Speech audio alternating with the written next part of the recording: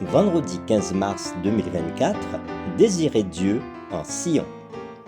Nous sommes reconnaissants envers Dieu de nous permettre de partager des moments aussi précieux avec vous sur votre chaîne L'Aventure dans la Parole.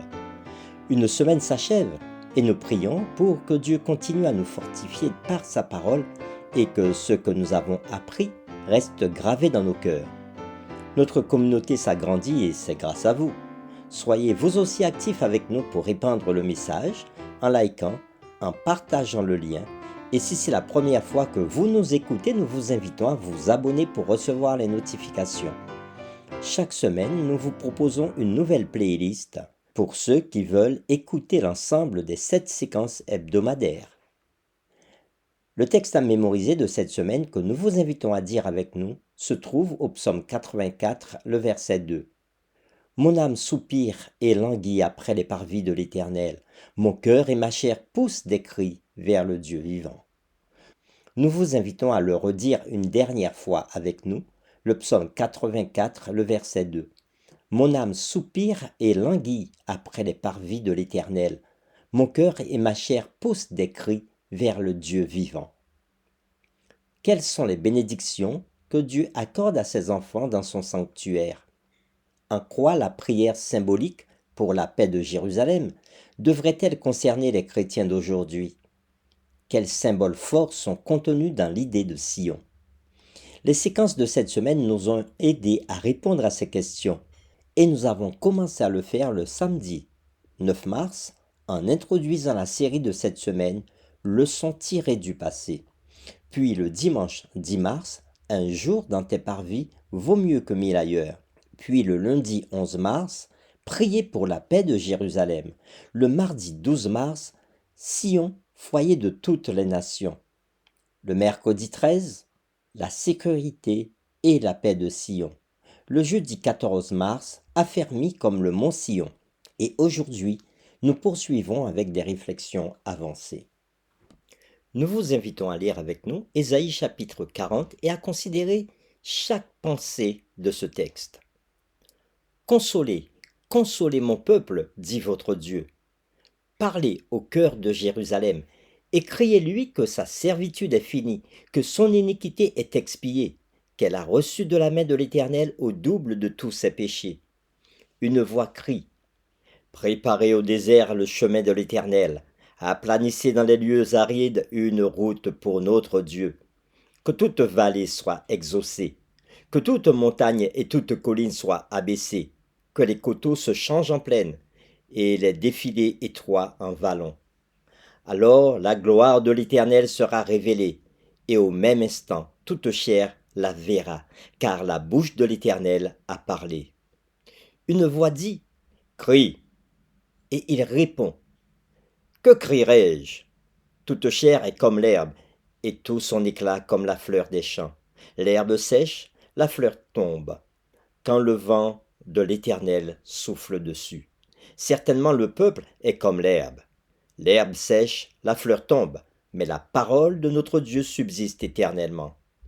Monte sur une haute montagne, Sion, pour publier la bonne nouvelle.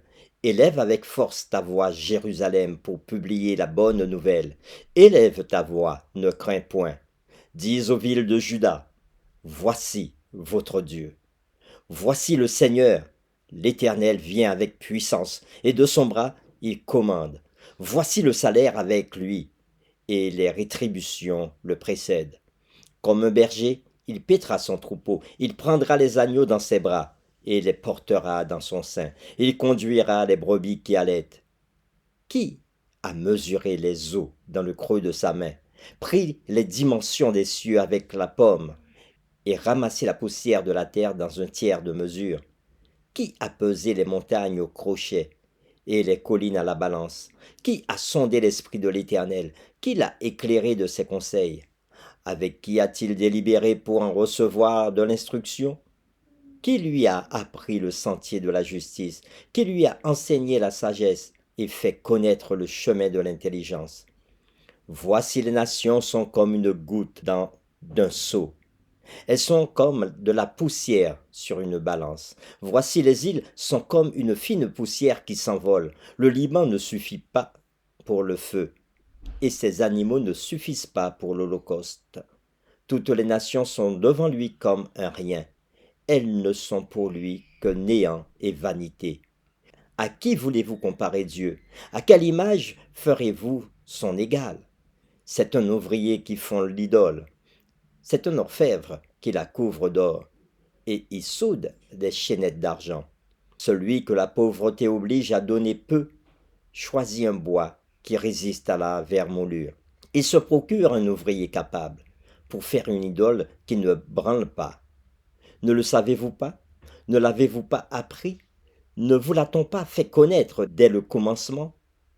N'avez-vous jamais réfléchi à la fondation de la terre? C'est lui qui est assis au-dessus du cercle de la terre, et ceux qui l'habitent sont comme des sauterelles. Il étend les cieux comme une étoffe légère. Il les déploie comme une tente pour en faire sa demeure. C'est lui qui réduit les princes au néant et qui fait des juges de la terre une vanité. Ils ne sont pas même plantés, pas même semés. Leur tronc n'a pas même de racines en terre. Il souffle sur eux et ils se dessèchent, et un tourbillon les emporte comme le chaume. À qui me comparerez-vous pour que je lui ressemble? Dit le saint. Levez vos yeux en haut et regardez. Qui a créé ces choses? Qui fait marcher en ordre leur armée? Il les appelle toutes par leur nom. Par son grand pouvoir et par sa force puissante, il n'en est pas une qui fasse défaut. Pourquoi dis-tu Jacob? Pourquoi dis-tu Israël? Ma destinée est cachée devant l'Éternel. Mon droit passe inaperçu devant mon Dieu. Ne le sais-tu pas? Ne l'as-tu pas appris? C'est le Dieu d'éternité, l'Éternel qui a créé les extrémités de la terre. Il ne se fatigue point, il ne se lasse point. On ne peut sonder son intelligence. Il donne de la force à celui qui est fatigué, et il augmente la vigueur de celui qui tombe en défaillance. Les adolescents se fatiguent et se lassent, et les jeunes hommes chancellent. Mais ceux qui se confient en l'Éternel renouvellent leur force. Ils prennent le vol comme les aigles, ils courent et ne se lassent point, ils marchent et ne se fatiguent point. Nous vous invitons à lire aussi avec nous Ésaïe chapitre 51, les versets 1 à 16. Écoutez-moi, vous qui poursuivez la justice, qui cherchez l'Éternel. Portez les regards sur le rocher d'où vous avez été taillé, sur le creux de la fosse d'où vous avez été tiré. Portez les regards sur Abraham votre père et sur Sarah qui vous a enfanté. Car lui seul, je l'ai appelé, je l'ai béni et multiplié. Ainsi l'Éternel a pitié de Sion. Il a pitié de toutes ses ruines. Il rendra son désert semblable à un Éden et sa terre aride à un jardin de l'Éternel. La joie et l'allégresse se trouveront au milieu d'elle, les actions de grâce et le chant des cantiques. Mon peuple, sois attentif, ma nation, prête-moi l'oreille, car la loi sortira de moi, et j'établirai ma loi pour être la lumière des peuples. Ma justice est proche, mon salut va paraître, et mes bras jugeront les peuples. Les îles espéreront en moi, elles se confieront en mon bras. Levez les yeux vers le ciel et regardez en bas sur la terre, car les cieux s'évanouiront comme une fumée, la terre tombera en lambeaux comme un vêtement, et ses habitants périront comme des mouches. Mais mon salut durera éternellement, et ma justice n'aura point de fin. Écoutez-moi, vous qui connaissez la justice, peuple qui a ma loi dans ton cœur. Ne craignez pas l'opprobre des hommes, et ne tremblez pas devant leurs outrages, car la teigne les dévorera comme un vêtement, et la gerce les rongera comme de la laine. Mais ma justice durera éternellement, mon salut s'étendra d'âge en âge. Réveille-toi, réveille-toi, réveille-toi de force, bras de l'Éternel. Réveille-toi comme au jour d'autrefois, dans les anciens âges. N'est-ce pas toi qui abattis l'Égypte, qui transperça le monstre? N'est-ce pas toi qui mis à sec la mer, les eaux du grand abîme, qui fraya dans les profondeurs de la mer un chemin pour le passage des rachetés?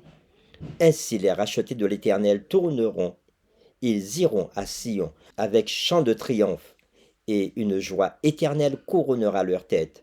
L'allégresse et la joie s'approcheront, la douleur et les gémissements s'enfuiront. C'est moi qui vous console. Qui es-tu pour avoir peur de l'homme mortel et du Fils de l'homme pareil à l'herbe? Et tu oublieras l'Éternel qui t'a fait, qui a étendu les cieux et fondé la terre? Et tu tremblerais incessamment tous les jours devant la colère de l'oppresseur parce qu'il cherche à détruire? Où donc est la colère de l'oppresseur? Bientôt, celui qui est courbé sous les fers sera délivré. Il ne mourra pas dans la fosse, et son pain ne lui manquera pas. Je suis l'Éternel ton Dieu, qui soulève la mer et fait mugir ses flots. L'Éternel des armées est son nom. Je mets ma parole dans ta bouche. Je te couvre de l'ombre de ma main, pour étendre de nouveaux cieux et fonder une nouvelle terre, et pour dire à Sion, tu es mon peuple. Fin de la lecture. Les chants de Sion sont comme un engagement absolu à garder à l'esprit Sion et l'espérance vivante dans le règne souverain de Dieu qu'elle représente. Bien que de nombreuses bénédictions du sanctuaire de Dieu soient reçues dans cette vie, l'espoir de la plénitude de la vie et de la joie en Sion est encore dans l'avenir. Beaucoup d'enfants de Dieu aspirent avec larmes à la Sion céleste. Ce souvenir de Sion n'implique pas seulement une pensée occasionnelle, mais une attention délibérée et une décision de vivre en accord avec ce souvenir vivant. C'est pourquoi les chants de Sion sont porteurs d'une volonté passionnée de maintenir vivante l'espérance en la restauration du royaume de Dieu sur la nouvelle terre. Et dans le livre Tragédie des siècles de l'écrivain Ellen White, nous pouvons lire à la page 600 ce qui suit.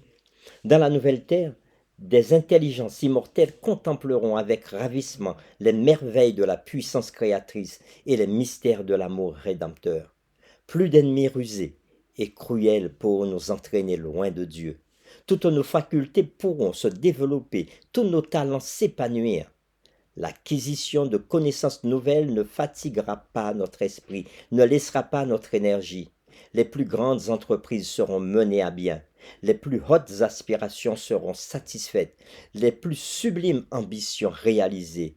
Et néanmoins, il y aura toujours de nouvelles hauteurs à gravir, de nouvelles merveilles à admirer, de nouvelles vérités à approfondir, mettant à réquisition toutes les facultés de l'esprit, de l'âme et du corps. Fin de citation. L'engagement de ne pas oublier Sion est une promesse implicite des pèlerins éternels qu'ils n'accepteront jamais ce monde comme leur patrie, mais qu'ils attendent de nouveaux cieux et une nouvelle terre. Aussi les psaumes de Sion peuvent être chantés par les croyants de toutes les générations qui aspirent à vivre dans la nouvelle Jérusalem. Les chants de Sion nous encouragent à anticiper le monde futur avec espoir, mais ils nous obligent également à être des agents de la grâce de Dieu dans ce monde présent. Pour terminer, voici quelques questions sur lesquelles nous vous invitons à échanger avec votre famille ou votre communauté de foi. La première question, comment appliquer à l'Église et aux croyants et à sa mission dans le monde les principes spirituels et théologiques centrés sur le peuple de Dieu à Sion, un lieu littéral à Jérusalem? Comment les croyants peuvent-ils demeurer dans le sanctuaire de Dieu aujourd'hui? Deuxième question, comment Sion deviendra-t-elle la ville de toutes les nations, comme l'envisage le psaume 87? On peut, pour répondre à cette question, s'aider avec les textes de Romains chapitre 5 verset 10, Éphésiens 2 verset 11 à 16 et Colossiens 1 verset 19 à 23. Et une autre question, que répondrez-vous à une personne qui souligne la réalité des méchants qui prospèrent dans ce monde alors que de nombreuses personnes souffrent? Qu'en dites-vous? Pourquoi est-il important de connaître que nous n'avons pas toutes les réponses et toutes les questions? Nous vous invitons à prier avec nous. Père éternel, nous te louons et te bénissons pour cette semaine d'études que tu viens de nous donner. Et nous te disons merci parce que tu nous as permis de considérer la ville de Jérusalem et Sion comme étant un symbole de la nouvelle Jérusalem. Oui, nous savons que tu nous promets que Jésus reviendra bientôt pour que nous puissions vivre avec lui pendant l'éternité dans cette nouvelle Jérusalem. Puisses-tu nous aider à comprendre tout le sens et tous les symboles qui sont contenus dans Sion et dans Jérusalem. Et bénis notre étude encore une fois de plus. Nous t'avons prié au nom de Jésus. Amen.